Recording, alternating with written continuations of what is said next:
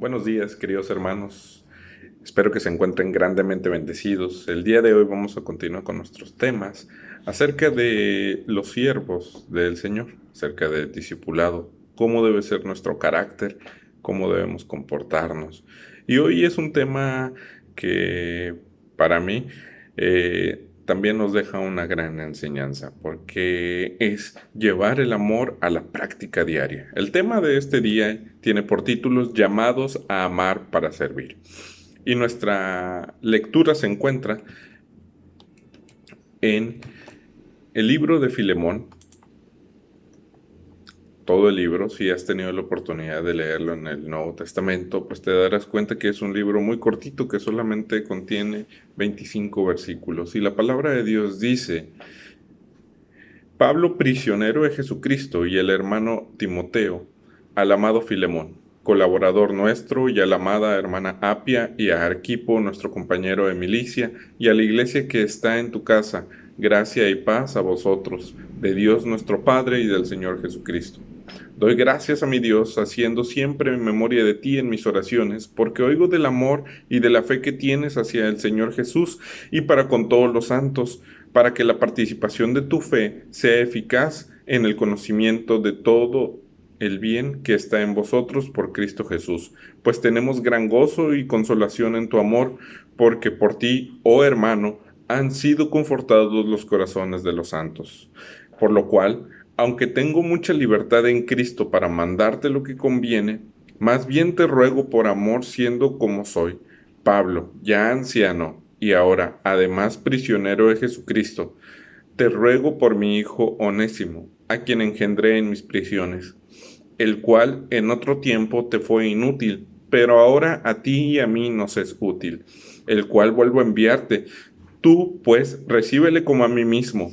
Yo quisiera retenerle conmigo para que en lugar tuyo me sirviese en mis presiones por el Evangelio, pero nada quise hacer sin tu consentimiento, para que tu favor no fuese como de necesidad, sino voluntario. Porque quizá para esto se apartó de ti por algún tiempo, para que le recibieses para siempre, no ya como esclavo, sino como más que esclavo, como hermano amado, mayormente para mí, pero cuanto más para ti, tanto en la carne como en el Señor. Así que si me tienes por compañero, recíbele como a mí mismo, y si en algo te dañó o te debe, ponlo a mi cuenta. Yo, Pablo, lo escribo de mi mano, yo lo pagaré. Por no decirte que aún tú mismo te me debes también. Sí, hermano, tenga yo algún provecho de ti en el Señor, conforta mi corazón en el Señor. Te he escrito confiado en tu obediencia, sabiendo que harás más de lo que te digo. Prepárame también alojamiento, porque espero que por vuestras oraciones os seré concedido. Te saludan Epafras, mi compañero de prisiones por Cristo Jesús, Marcos, Aristarco, Demas y Lucas, mis colaboradores. La gracia de nuestro Señor Jesucristo sea con vuestro espíritu. Amén. ¿Cuántos al día de hoy, hermanos, recordamos algún maestro que nos haya dado alguna enseñanza que permaneciera el día de hoy, que aún incluso tengamos en nuestra práctica el día de hoy? Quizá la mayoría hemos tenido a alguien que nos ha dado esa enseñanza y que cuando es necesario lo recordamos y lo aplicamos a nuestra vida. Yo recuerdo que cuando platicaba hace poco con mi esposa, que cuando estaba en la secundaria tuve la oportunidad de estar en el taller de carpintería, pero esas no eran mis primeras elecciones. Y recuerdo que cuando dieron los resultados y me dijeron que me tocaba ese taller, pues yo me enojé porque yo quería estar en electrónica, electrotecnia, no recuerdo bien cómo se llamaban esos talleres, porque pues allá también mis amigos habían puesto esa opción. Y resulta que pues me tocó el taller de carpintería y pues enojado y pues no me agradaba mucho, sino que hasta el final del ciclo en la secundaria, ya al finalizar la secundaria, pues de todos los trabajos que nos habían puesto a realizar, Me tocó hacer un librero y creo que fue el único que me quedó derecho. Después de eso pasaron muchos años y el día de hoy eh, recuerdo todo esto porque gracias a lo que el maestro nos enseñó en aquella ocasión, el día de hoy, pues bueno, no me considero un carpintero, pero me considero alguien que se siente con un apego o con ese deseo de realizar trabajos por carpintería y he hecho dos que tres trabajos para nuestra casa. ¿A qué voy con esto? Cuando una enseñanza queda puesta y cuando la recibes y aprendes realmente de ella, no vas a saber en el momento en que la vas a llevar a la práctica, pero ahí va a estar. Y vas a tener esos conocimientos para llevarlo a la práctica diaria.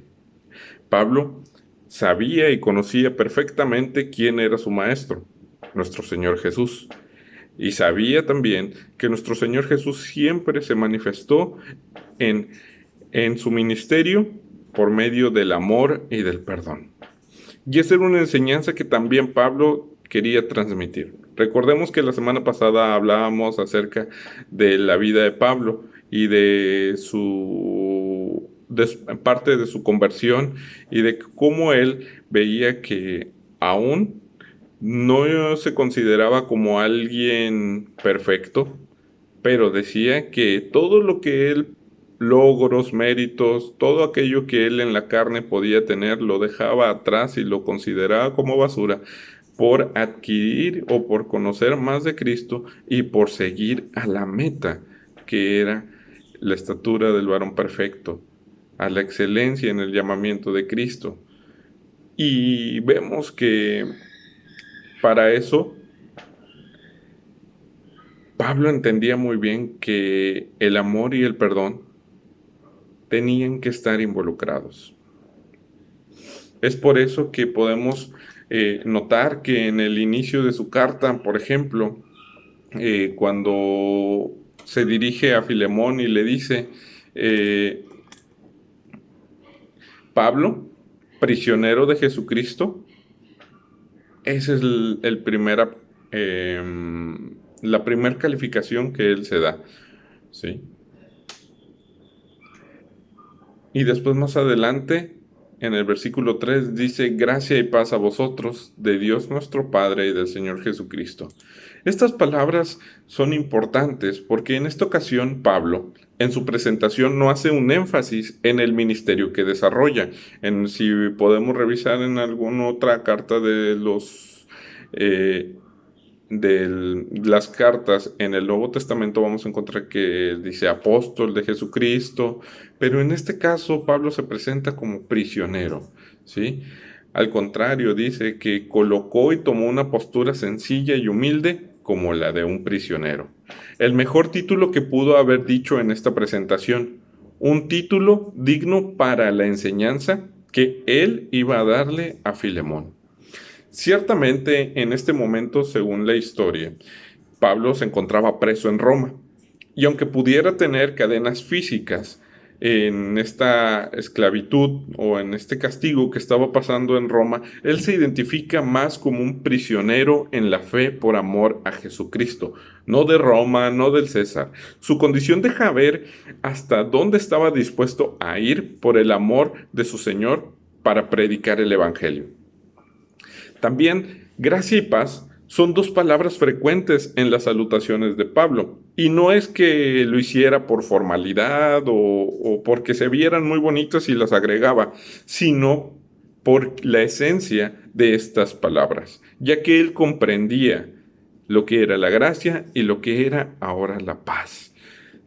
Pablo, considerado aquel hombre que era perseguidor feroz y cruel de aquellos que hoy lo recibían en su casa, en sus vidas y siendo maestro de algunos, siendo también el que era menos indicado para alcanzar salvación por todo ese pecado, por toda esa maldad, por todas esas cosas que él hizo en nombre de su tradición o de sus celos por su religión, ¿sí?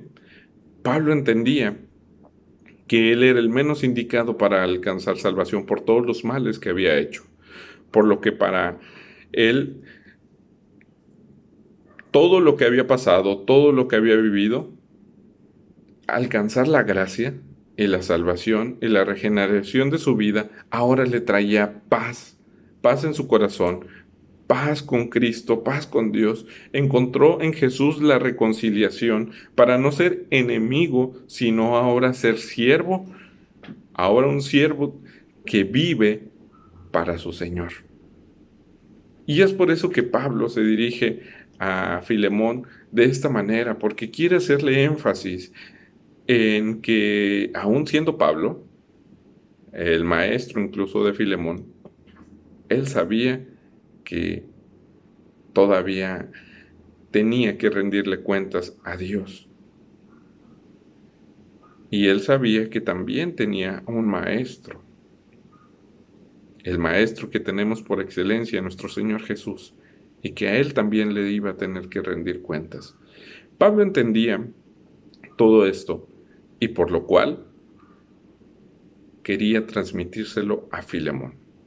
Si vemos la carta también a Filemón, se mencionan a dos personajes también, bueno, a varios, pero dos en los que se centraliza esta historia, que es Filemón y Onésimo.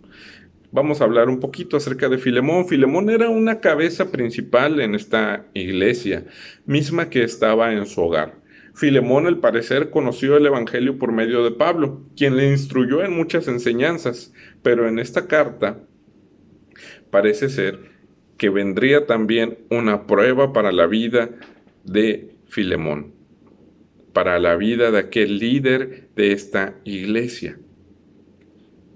Filemón era un obrero en la fe, por lo que estamos viendo. Servía a los que estaban en su casa, a su familia y también a todos aquellos que vivían en ese hogar, quienes daban un servicio de servidumbre. Y también servía en la fe a todos aquellos que venían a él para escuchar el Evangelio. Gracias a este trabajo que Filemón hacía en su casa, con su vida, con su familia, se tenía una muy buena referencia de él y un buen testimonio de apoyar a los necesitados, como una consecuencia del amor que tenía por Dios.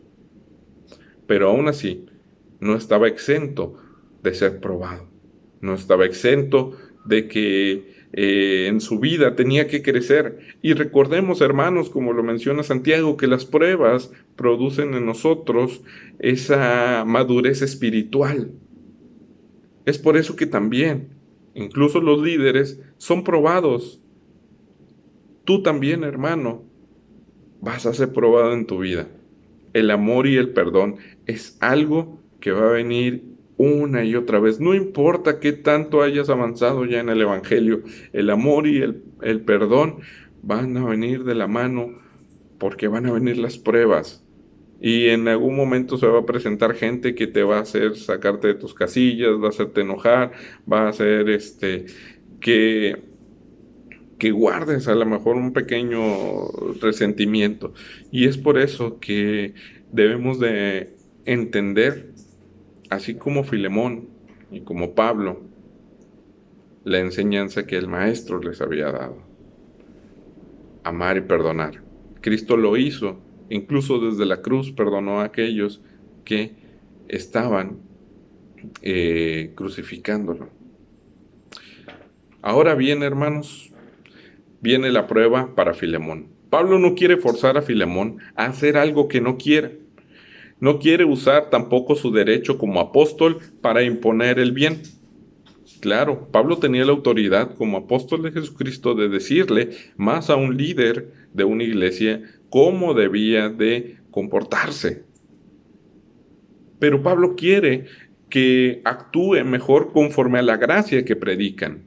La misma que hablas es la misma que debes reflejar en tu vida.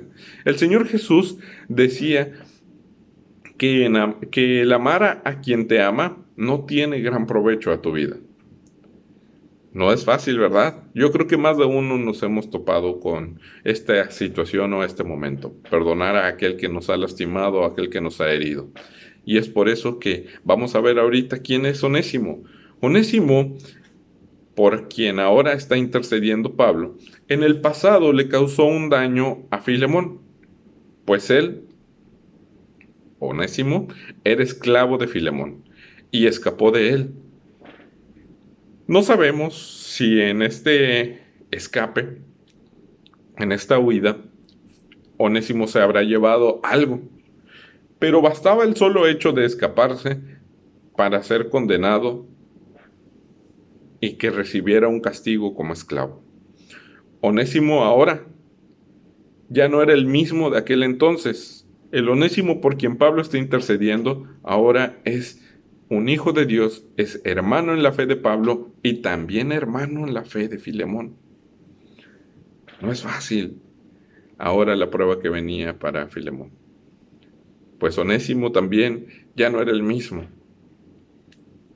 Si vemos, Filemón cumplía el amar a Dios y amar a su prójimo en la fe, como lo hacía al tener ese servicio en su hogar, al servir a su familia, a la gente que estaba con él y aún aquellos que venían.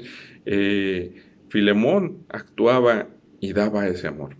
Pero llega el tiempo de que ese amor tenía que ser probado. Sabes, el mandamiento del Señor Jesús de amar a nuestro prójimo es un mandamiento progresivo. No solamente lo vamos a experimentar una vez, lo vamos a experimentar una y otra vez. Por eso cuando Pedro le dice, ¿cuántas veces tengo que perdonar a mi hermano? El Señor Jesús le responde hasta 70 veces 7. ¿Por qué? Porque es una y otra y otra y otra vez que a lo mejor vas a ser probado, ¿sí? Tu carácter también va a ser probado.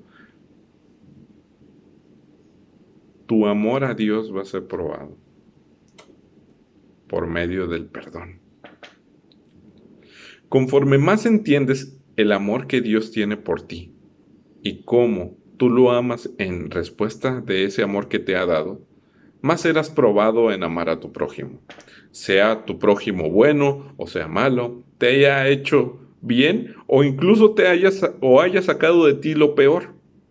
Quizás Pablo, al ser también maestro de Filemón, lo conocía y sabía que en su corazón había una piedrita o una herida que aún no cerraba y que posiblemente esa piedrita o esa espinita tenía que ver con Onésimo. Pablo sabía cómo era Filemón como amo, también. Por lo que esta carta sirvió para hacerle ver que lo que ocurría en su interior también tiene una influencia en su alrededor, en su familia y en su iglesia. Ahora, ¿cómo iba a ver su iglesia si Filemón no perdonaba a Onésimo? El líder de la iglesia no perdonaba a aquel que lo había herido. Difícil, ¿verdad? Sentir dolor o rencor por alguien que te dañó es malo, pero sentir eso por un hermano en Cristo es aún peor. Se ha escuchado que la amargura y el rencor es el veneno que uno se toma esperando que le haga daño al otro. Ahora con esta carta enseña Pablo acerca del perdón entre hermanos en la fe. Eso es importante. Porque hay veces, hermanos, que a lo mejor con aquella persona que no conoce de Cristo nos llega a lastimar, nos llega a insultar, nos llega a herir, pero entendemos que en ellos no existe el amor de Dios. Pero ¿qué pasa cuando un hermano de la congregación nos lastima, nos daña? Se supone que ese hermano ya conoce del amor de Dios. Y en nosotros, y que en nosotros exista rencor, que exista todo eso contrario a lo que profesamos, al perdón de Cristo, al amor de Dios, pues caray, no tiene cierta congruencia. La gente no va a creer. Va a decir, ¿cómo voy a ir a una iglesia donde todos se odian, donde entre ni ellos se pueden ver?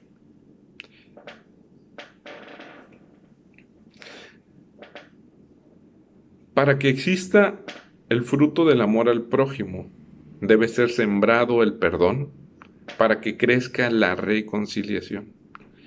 Pablo fue más allá de solo pedir que Filemón perdonara a Onésimo, sino que le pidió tratarlo como a él mismo. Aquellos que hemos tenido la oportunidad de recibir la visita en nuestros hogares de algún pastor o un misionero en nuestra casa, o que tengan ahí unos ciertos días por alguna actividad y nos llegan a visitar, ¿cómo los tratamos en su estancia? Hacemos todo lo mejor, les preparamos un buen lugar, donde se van a quedar, sus camas, sus cuartos, alimentarles de la mejor manera, hacerlos sentir que valoramos su trabajo y ejemplo en el servicio a Dios por medio de nuestras atenciones. Bueno, ahora Pablo sabía de todo eso, que todo eso Filemón hacía por él. Ahora le está diciendo, por favor, hazlo con mi hermano Onésimo, y que también es tu hermano. Ahora Pablo le pedía eso para aquel hombre que se rebeló contra su amo y que huyó de él. Y que lo primero, de acuerdo a la ley, que debía recibir al regresar, era pasar por un proceso de castigo. Pero ahora Pablo le pide que incluso lo reciba como a él, comiendo a la mesa como a él. ¿Sabes? En aquellos tiempos existía la manumisión de esclavos, que era un proceso de liberar a un esclavo. En Roma existían dos formas de otorgar la manumisión. Una solemne, que es la civil, por la cual el esclavo manumitido pasaba a ser considerado libre y con calidad de ciudadano romano. Y la segunda, que era la solemne, pretoria, en la que el esclavo era liberado, pero no se le otorgaba una ciudadanía romana. En este tipo de manumisión, la pretoria, era cuando el esclavo es invitado a comer a la mesa del dominus. Pablo no estaba tan equivocado al pedirle a Filemón en que lo tratara como él mismo. Pablo y Filemón, más de alguna ocasión, compartieron la mesa juntos. Por lo cual ahora Pablo le pedía a Filemón, comparte la mesa con Onésimo. En 2 ocasiones hace este énfasis de que le recibiera como a él mismo. De hecho, en la segunda dice, yo mismo de mi mano lo escribo. Porque Pablo ya estaba grande y se considera, de acuerdo a algunos teólogos, que posiblemente ya en estas cartas ya lo ayudaban a hacer las transcripciones, ¿sí? Que él iba dictando y otro de los compañeros, como él les llama en sus prisiones, lo ayudaban a redactarla. Pero aquí dice, yo mismo de mi mano, si en algo te debe, yo pagaré. ¿No te parece conocida esta acción? Claro, al Señor Jesús, Él mismo dijo eso, o Él mismo hizo eso, al hacer su sacrificio en la cruz. En su ministerio proclamaba el perdón al prójimo, pero en la cúspide de su dolor, cuando estaba siendo crucificado, dijo, Padre, perdónalos porque no saben lo que hacen, porque en su acción Él estaba demostrando al Padre. Por ellos yo voy a pagar hasta el precio más alto, voy a dar mi vida para que puedan tener una reconciliación contigo. Pablo lo sabía, Pablo lo entendía y sobre todo lo vivía. No hay mayor ejemplo para nosotros que seguir a Cristo en todo. ¿Lo estás siguiendo, hermano? El día de hoy tienes pruebas acerca de perdonar a quien que te haya lastimado, ya sea de tu familia, ya sea de tu trabajo, ya sea de tus amigos, pero sobre todo de tu congregación, de la iglesia. Pues aunque no lo parezca, aún en su despedida nos muestra Pablo que seguía siendo el ejemplo para Filemón, pues ahí mismo de los nombrados, de los 6 nombres que vienen al final, uno de ellos, Pablo tuvo un conflicto y fue Marcos. En sus inicios, cuando hizo su primer viaje misionero, Bernabé y Pablo, Marcos los acompañó. Marcos era el sobrino de Bernabé, pero resulta que a mitad del viaje, Marcos, por alguna razón, se regresó y dejó el trabajo botado ahí a medias y ya no quiso ir. Cuando comienza el segundo o van a comenzar el segundo viaje, esto crea un conflicto, pues Bernabé quería llevar a su sobrino Marcos nuevamente al viaje, pero Pablo no quería por lo que había sucedido anteriormente, donde él se había echado para atrás y no quiso ir con ellos en ese peregrinaje de compartir el Evangelio, por lo cual eso creó un conflicto e incluso creó una división. Pero aún vemos que al pasar los años, ya Pablo viejo estaba poniéndole el ejemplo a Filemón, porque Marcos volvió a trabajar con Pablo. Y todos aquellos problemas, todas aquellas molestias, incluso rencores o dificultades que pasaron en un inicio, ya habían sido superados por el amor que tenían en Dios y por el amor que tenían entre ellos. Por eso ahora Marcos le servía a Pablo como compañero. Para que pueda crecer una iglesia, sus congregantes seguirán siendo probados para afirmar su dependencia en Dios, para ver cuánto realmente amamos a Dios. Hoy hemos sido bendecidos en muchas formas, pero aún nos falta por crecer, hermanos. La palabra de hoy nos muestra que el gran mandamiento de amar a Dios y de amar a nuestro prójimo sigue vigente. Es necesario la reconciliación, es necesario la restauración por medio del perdón que Jesús ya nos ha dado y que nosotros debemos dar a aquel que nos lastima o que nos ofende o a aquel que nos hace daño. Si de nuestras fuerzas dependiera perdonar o castigar, créeme que ya hubieras a lo mejor colgado o castigado más gente de la que hubieras perdonado, o incluso tú ya hubieras sido castigado por otra persona. Entrégale a Dios todas estas cargas que hay en tu corazón, que hay en tu vida, que hay en tu mente. Recuerda que Él ya conoce cómo se siente. Nuestro Señor Jesús ya conoce cómo se siente ser un hombre. Él lo vivió. No te endurezcas y no dejes pasar el tiempo. Recuerda que de la calidad de vida que tengamos cada uno es la calidad de vida que reflejará nuestra congregación ante el mundo, ante nuestra comunidad, ante nuestra colonia. Tus decisiones, aunque no lo creas, tienen una repercusión en la iglesia en la que te congregas. Sí, aunque no lo parezca, pero si no aprendes a perdonar, también se refleja en la iglesia. Se refleja donde incluso no le das el saludo a tu hermano, donde le volteas la cara. Si ya has recibido el regalo de la gracia de la salvación, también has adquirido el compromiso de seguir el ejemplo de Jesús hasta el último momento de tu vida. Y eso incluye el perdón y el amor por nuestros prójimos. Es por eso, hermanos, que hemos sido llamados a amar, a perdonar, para poderle servir a Dios. Si no estamos listos, si no entregamos esto a Dios, difícilmente nuestro servicio va a ser un servicio completo, íntegro a nuestro Dios. Que Dios les bendiga y continuamos la siguiente semana con nuestros temas acerca del carácter del siervo. Dios les bendiga.